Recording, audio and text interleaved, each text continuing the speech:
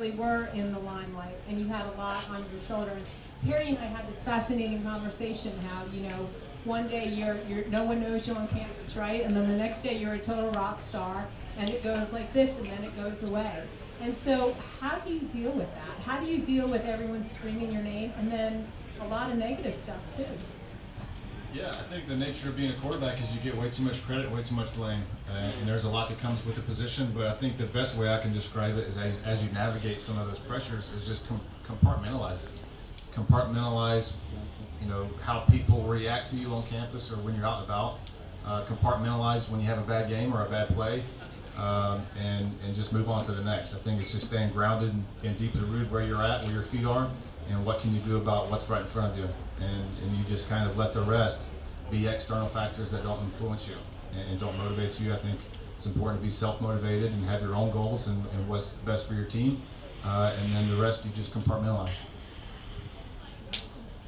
Connor, coming back to you, and one more time we want to say thank you to the 100 Women Who Care for supporting this awesome event. Connor, we were talking a little bit about it before we started the event, about your injury in Chicago, right? You had gotten drafted or signed as a free agent to play. You were in the NFL like 3 or 4 years before that injury, and you had that horrific broken leg. I don't know if you guys know that or not.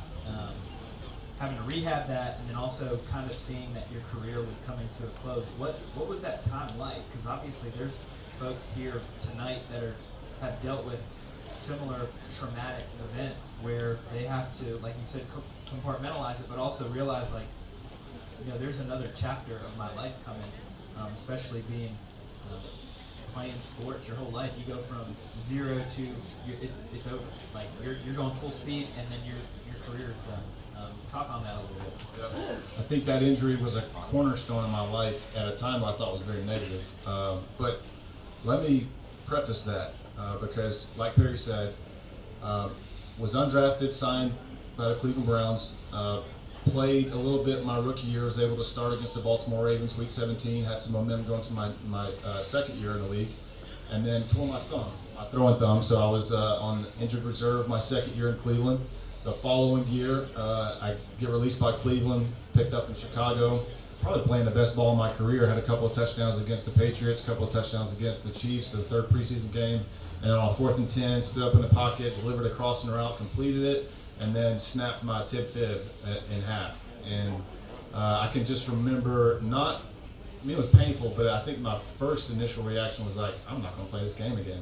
Like, I'm already a fringe player to begin with, and so fighting for that second roster spot as quarterback is something that, for a guy who's undrafted, it's always going to be an uphill battle. So I think that was my first initial reaction. And then just from there, from the support of my family, because I think, number one, if you don't have a great support system when you're going through, some adversity, it can get very dark, very lonely, very fast.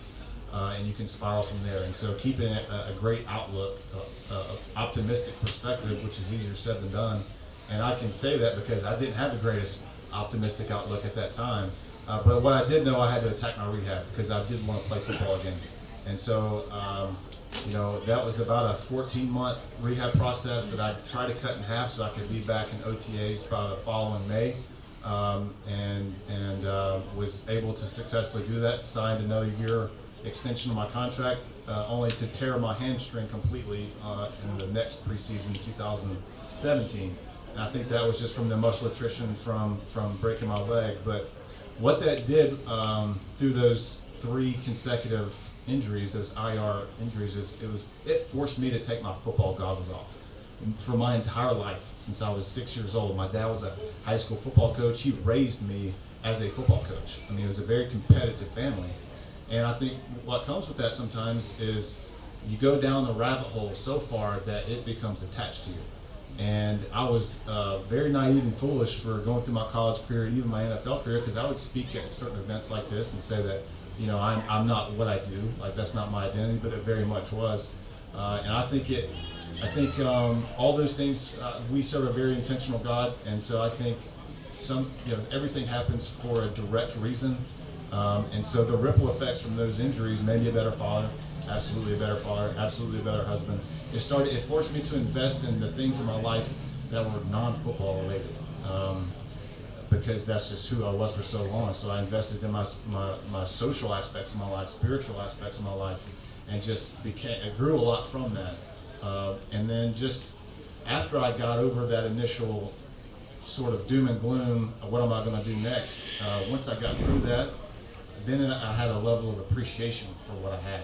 You know, being able to play in the NFL, for one, that was a childhood dream of mine. At the time, it was like, well, I was robbed from having a 10-year career. You know, there's other guys that year that were signed off the practice squad somewhere else, and then started 4 or 5 games, and then ended up signing a multi-million-dollar contract the next year. And so naturally, you're thinking, well, that could have been me if I didn't get hurt. But then you just move on from that bitterness, and then you just become super grateful. And that the balance in my life has, I just feel happier. I'm happier now than probably that I was playing. And I think that's just from learning from those tough circumstances and just having a better outlook. Nicely said, Patrick. Kind of going